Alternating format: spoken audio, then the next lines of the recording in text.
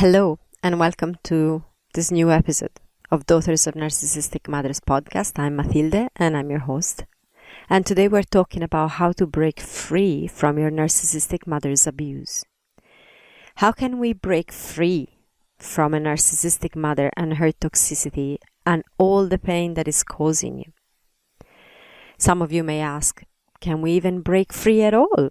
Or are we stuck with this pain forever? And that's a good question.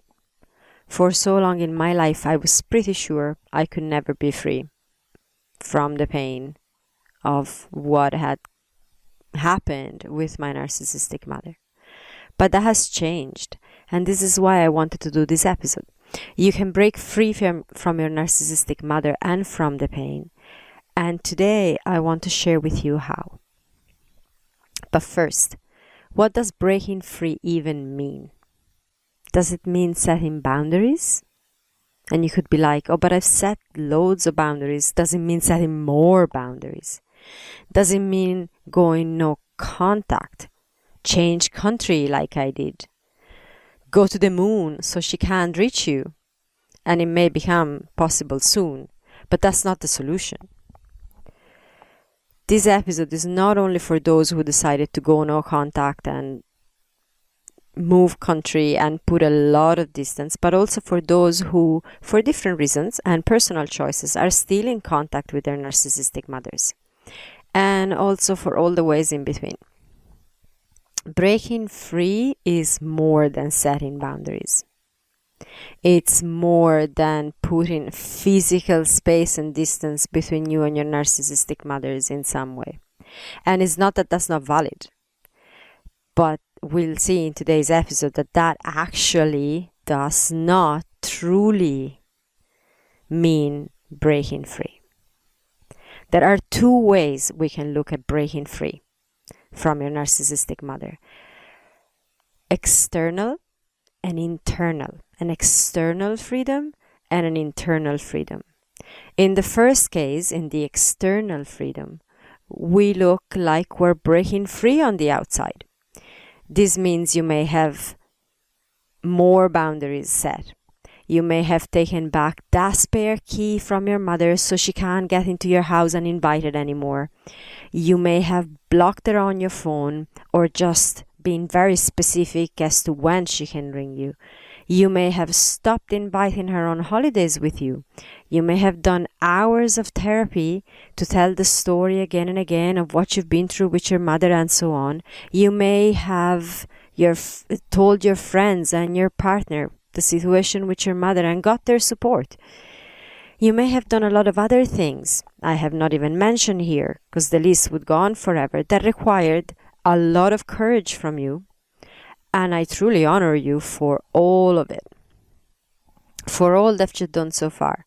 Because any of the things that I've mentioned, and again, the list can go on, require courage, a lot of courage. And they are effective things to put into place. Now, if you're listening to this and you're at the beginning, you've only found this podcast and you're like, but I've not done any of this. And you're beginning to look into how to break free from your narcissistic mother, that's okay too. Even by being here, listening to this podcast, you are already taking a courageous and potent step for yourself in breaking free.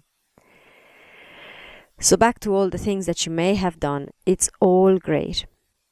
But I want to ask you, because this is what happened to me, and I see it happening with clients all the time. How free do you truly feel? Is that underlying feeling of anxiety truly gone? How's your sleep? Because that's a really good indicator of where we are in life. How are your relationships? Is your mother's voice in your head gone? Or is it still there despite the distance and the boundaries and the therapy? And if these questions are like, you're feeling like, God, the anxiety is still there. Damn, I sleep like crap. My mother's voice in my head, sure, that's there all the time. My relationship patterns, oh boy, that's an intense topic. I am no contact. I've set a lot of boundaries. I've done all this work, but those things are actually still there. And I get it. I had done everything I could possibly do externally. For years, literally. I had done so much to the point I'd moved country. Like I put most of Europe's continent between myself and my mother. I had set boundaries to the point that I went no contact and all of that. And yet I was still not free. Anxiety was gripping me all the time. And when I say all the time, I actually really mean all the time. You know, even when you're doing that lovely yoga relaxation and you're still hovering 3 or 4 inches above your mat, that was my experience. Even in the most so-called relaxed moments, I was still anxious. I was less anxious, but anxious. And then when it would hit me full whack, well then that was a different story again. That was there all the time. Grief was lying at the bottom of my stomach like a beast ready to take me down any moment. It was always there. I felt lonely all the time, even despite being with my loved ones. It didn't matter how close they were. I was feeling lonely. I felt a constant lack of motivation. My relationships pattern, oh my God, it's not even worth talking about. If you want to hear about that, you can go to the He Wants, She Wants Marriage podcast that I am hosting alongside my husband, where we do talk about relationship patterns and we do talk about how to support yourself in relationship. So that's the topic for another podcast. But of course, my mother's voice in my head was holding me back from life and was there all the time, despite the miles and miles of distance. So if you're experiencing any of that, your version of that, I want you to know that I get it and that you're not alone in this. This is what happens when we address everything externally and then we stop there. Because when we do the external work, life does change a bit. And it does feel better. I mean, it feels better to be anxious. To me, it felt better to be anxious miles away from my mother than it felt actually being stuck in the house with her and getting her abuse every day on repeat. So yes, there was an improvement and that felt better. Setting boundaries gives you, whether you go no contact or not, this is not the point. And again, you know, when you're listening to this podcast, no contact is such a personal choice and is not the only solution to having a narcissistic mother and breaking free from the pain of having a narcissistic mother. So this is not about going no contact, but like no contact or in contact, you set boundaries, you do all of that. We do that work and there is an improvement. There is an improvement. So it is quite natural to kind of stop there because it takes a lot of energy to do those things. It takes a lot of courage. And once we've done that, we're like, okay, you know, we're done. we arrived. We've done it. And yet, the deep patterns that are not your fault, you didn't put them there, but they are there in your system, are still there. Miles of distance do not erase the pain that we carry inside, do not erase the patterns of our nervous system. They do not rewire our pattern. They can create a safer, like that distance and the boundaries and all of that, create a safer environment. So that external work is really important. But it's not where it all ends. And this is why this work, what I'm going to talk about today, that internal work, because we've spoken about the external work, the external freedom. Now we're going to talk about the internal freedom. That's where the juicy stuff is. That's where the real freedom really is such an essential work, and it's still effective even if your mother has passed away. I've seen it with clients all the time. Because the patterns are still there inside your own nervous system. So even if your mother is away, or even if she's passed away, it still works and it's still important work to do. So this is the internal work. There's a story inside of you. And I'm not talking about the story on repeat in your head, because that's also a story.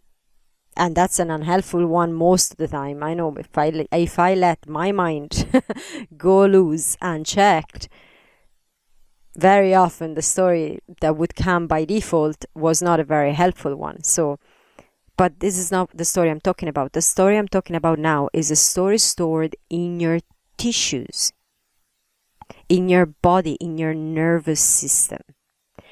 And of course, it is fueled by thoughts, as the mind does its best to cope with this internal tissue story. And also, it's through the opposite. The story that's in our tissues, that's in our nervous system, fuels the thoughts. So if you're finding yourself with this voice in your head that's unhelpful, that's telling you how not good enough you are, how you have to please others in order to be loved, how you don't deserve anything good in life, how you're a failure to begin with, and all whatever version of that you have in your head, know that yes, that story does have an impact on your tissues, but the story that's stored in your tissues is fueling those thoughts that are constantly in your head. And that's actually, that second direction of influence is the most important one. Because what's happening in our body creates literally the thoughts that are in our head. And that's why when we go, to feel better, just control your thoughts, it's not really going to work. That's why a lot of, mind positivity and doing the whole positive affirmation things and just staying in that realm of just the mind, it's not, it has a place and it can work to a degree, but it's not actually going to work to break free completely like we want to. The actual real breaking free and live the life that you want to live fully. No more of that underlying anxiety all the time. No more of that voice in your head. It's because we need to do the work in the body. That story that's stored in your tissues, that's the one that's causing the thoughts. So when you try to stop the thoughts, what you're doing is you're putting a patch on it. The thoughts are a symptom of what's happening in your tissues, of what's stored in there. And you may say, but I was in therapy. I told my story and I feel like I could let go of it. And that is great work. And again, it has its place. And yet it is not enough. I give you the example of the sexual abuse that I experienced when I was a child. I got to a point that I could tell that story again and again. I was fine. I could tell the story to anyone, really. I got to a place where I could just say, that's what happened to me. Da da da da da. That's it. So I thought it would not affect me anymore, I've done the work. I told the story. I've learned to talk about it. I am so free of it. Until, and this is where it gets interesting, I did some work on intimacy with my husband. And my body started uncontrollably shaking. What was that about? I was in a certain vulnerable position in front of my husband, which brought back those implicit memories of my body. It wasn't even the memories, because I actually have very little actual memories of the experiences of the sexual abuse. Thanks God, that's a protective way that our system copes sometimes with things that were very intense. But my body remembers.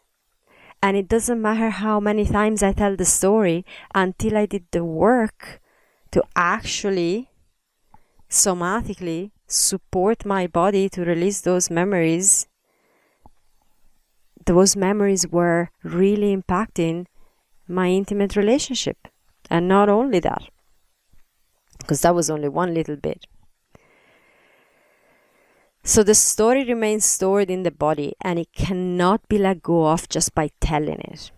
Actually, there is a whole world in your subconscious, a world of stored memories in your body that your mind is not even aware of.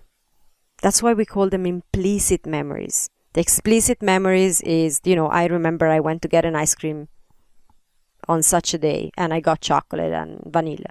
That's an explicit memory. You remember you've done that thing. An implicit memory is something you don't remember with your mind. You don't remember that thing. Or maybe you have a version of that memory in your explicit memory storage. But there is a version and there is an implicit memory that is stored in your body. And that, although you're not aware of it, completely rules your life on all levels: mental, emotional, physical. And these stories determine how you relate to others, how you relate to your work, how you parent your children, how you speak to yourself, and so on. And the state of your nervous system, that underlying anxiety we were talking about, that incapacity to actually have a good night's sleep, because there's always this something in the background that's keeping you awake all night. That is all fueled by those subconscious stories that are stored in our body. They have an impact on every aspect of your life, and you don't even know it because they live in the subconscious. And so with these stories stored in your body, stored in your subconscious, stored in your tissues, you can get now how the external work, the boundaries, the no contact, the therapy, and all of that gets us to a certain point, but it doesn't actually get us to break free. And I've had so many clients saying this, actually really asking me this question. When we get into the one-on-one container of the program, they're sitting in front of me and they go, will I ever be free of this? And the answer is yes, actually. Doing a certain type of work, you will. Because I thought I would never be free of that. And it's a process, and it's a process that goes on. It's not that it happens overnight. And we find new layers all the time, but we get to actually be free of the layers that we unearth and that we work with. We actually get to be free of those. We get to a point where your mother's voice is not anymore dictating your life from inside your head. You get to get to the point where the things that trigger you all the time, that make you not want to leave the house, or that make you behave like a people pleaser, like constantly wanting to do things for others because otherwise you're not going to be loved, and all of those patterns, we get to be free of those. You get to actually just be in a relationship because it's beautiful to be in that relationship, and not because you have to do whatever you do in relationships. Like I got my relationship patterns, as I said. The He Wants, She Wants Marriage podcast is where you're going to hear a lot about that, because that's what it is, a podcast on relationship. And the reason of why we started that podcast after doing this work with mother wounds is because it's the next natural step. Relationships is where, all this trauma of having a narcissistic mother, it all impacts how we relate to others in some way. And this can be in romantic relationship and in all relationship. But of course, romantic long-term relationships are the ones where your patterns are going to be more obvious. They'll come out the most. Whether you're the anxious type, whether you're avoidant, whether you're like me and you're a mix of both, because I wanted a bit of both. Whether you are a people pleaser, or whether you are the one that controls the relationship, or whether you're afraid of relationships and you're not like actually even going near them, and whatever other shade of it, all of that is what we get to break free from when we do the internal work. The process of breaking free from your mother, from your narcissistic mother, and from the pain she caused you is not complete. So, as we said, with just the external aspect of it. You could be in no contact and be still completely caught up in the story your body has stored inside.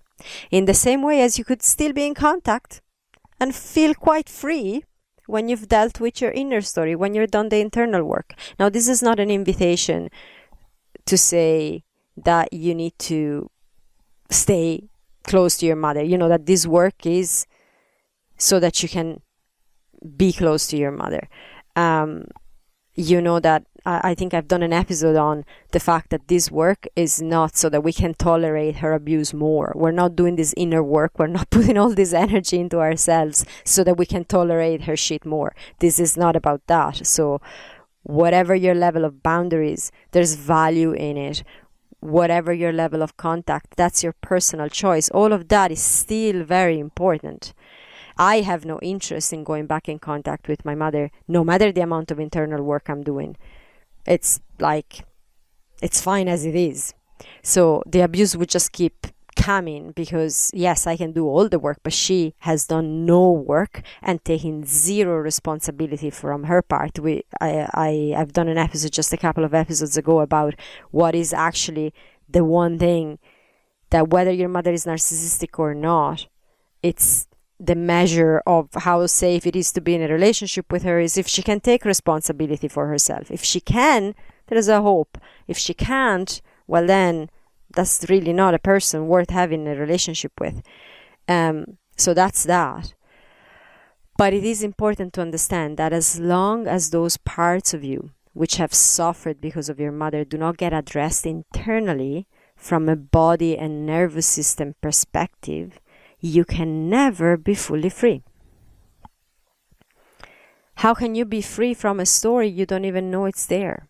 Because that's the thing. You could be listening to this and go, not me, I'm fine. I don't know what you're saying. There's no story stored in my tissues. Look at me go. And that's okay. And yet, I refer back to the questions because I was saying that. I'm actually having a laugh with you, not at you, ever, never at you, but with you, because I was saying that. I was saying, I'm fine. Should have done the work. I'm sorted. Look at me go. until we refer back to the questions above. How are the anxiety levels? How are your energy levels in general, your motivation? How are the people pleasing patterns and maybe the perfectionism patterns going for you? How's your sleep? How's the fatigue? How are your relationships? How's the parenting going? And we can go on, because when we start actually looking at these things and we go, so these things are not going bad just because I'm a bad person, or just because I'm incapable, or just because there's a whole bunch of external circumstances that are out of my control that I can blame all day. No, those things are not working for you because there's still that inner, internal story stored in your tissues that from back in there is completely dictating your life. All of those things not working for you the way that they could be working for you are all signs that the patterns in your body are still going on about the old story, because they can't actually stop that until we rewire the system. It's not that your body and your tissues are stubborn and want to hold on to that story. They're doing a great job because the tissues store that those implicit memories to protect us from ever going through that pain again. From a biological perspective, like literally our tissues just take on the memories. Okay, there's been this situation happened and this is the reaction in the body, so we need to make sure that we don't get caught in the same. But the way that then that manifests in life is that we get triggered quite a bit by a lot of stuff because of this inner story that's still going on. Have you noticed, for example, that any person that reminds you a little bit of your mother's behavior triggers the crap out of you? It did happen to me all the time. Anyone that would, like, they could have similar features, they could have a similar way of talking, a similar energy, a similar way even of, I don't know, dressing. And my system would get triggered immediately. I sometimes wouldn't even know what, and I was like, ooh, this person. And that person had done nothing to me. But it was just that implicit memory. It was like, whoa, stay away, because the body doesn't know the difference, and it's like you're back in front of your mother yet again. Hence, a lot of us, a lot of daughters of narcissistic mothers are really uncomfortable with other women and struggle to have friendship with other women. Not all of us, but a lot of us, yes. When I was running the community and the women's circle, one of the biggest fears of the women coming in was, oh my God, I'm going to be in a space with other women. That feels so unsafe. I want to, but I'm scared. Yes, because your implicit memories of women are all represented by your mother, who was not a safe person to be around and who's hurt you. That makes perfect sense. So again, until there's no rationalizing your way out of it. Until we go into the tissues and until we work with that, somatically, we're not going to be fully free. What is deep in the subconscious can't be healed until we bring it to the surface. And does that mean more talking about it? Nope, not really. As I said, you can talk about it forever. That's not going to cut it. It means addressing the nervous system in a way that is effective to gently rewire the system. Meaning we become aware of the patterns, and then through some somatic work and some specifically guided work, we rewire the system. It's like you have all these roads that you've traveled all the time, and you want to stop traveling those roads, those habitual ones, and open up new ones. And this is a process. It doesn't happen overnight, but that is the work. And this way, you can truly break free from your narcissistic mother's control and from the pain she has caused you, and from the pain that this story that's stored in your body is still causing you. Any other way, that pain will follow you, and it will keep dictating your life. And I'm not being negative, it's just the way it works. I can't afford not to be direct on this, because that is actually the way this works. And I always told you in this podcast, anytime I try something and I see that it works, I'm going to bring it, because it's so important. There are amazingly powerful ways to work somatically with the body to release the story you carry once and for all. It doesn't have to be there. And it does not matter the level of contact you have and decide to have going forward. This work is for you. And it only needs you to be there for yourself in order to have an effect. Of course, with the right support. Because you don't have to do this alone. Alone, without the guidance, without knowing what things to do, we're not going to break free from it. But with the right support, yes, you can. And this is why I'm actually currently creating a course that you can do at your own pace that is going to be dedicated to this work. To really free your body and your system on all levels from this story that you've been carrying that's dictating your life, to break free once and for all. So if you're interested in hearing more about this course, which is coming, it's not finished yet, it's a work in progress. I'm really putting all the best stuff that I do share in my program and that I've used with clients up until this point, and I keep on using in this course for you so that you can access it and you can really just break those patterns once and for all. So if you're interested in hearing when it comes out, sign up to the newsletter. The link is in the description of this episode, and by doing that, you're going to receive information when the course comes out. Okay, so I think that's it. Again, I want to remind you, if you're in a relationship and you want to break those patterns within the relationship, head to the He Wants, She Wants Marriage podcast. Go listen to that. I host that with my husband and we talk all things relationship in there. And with that, I'm going to send you much love. Bye for now.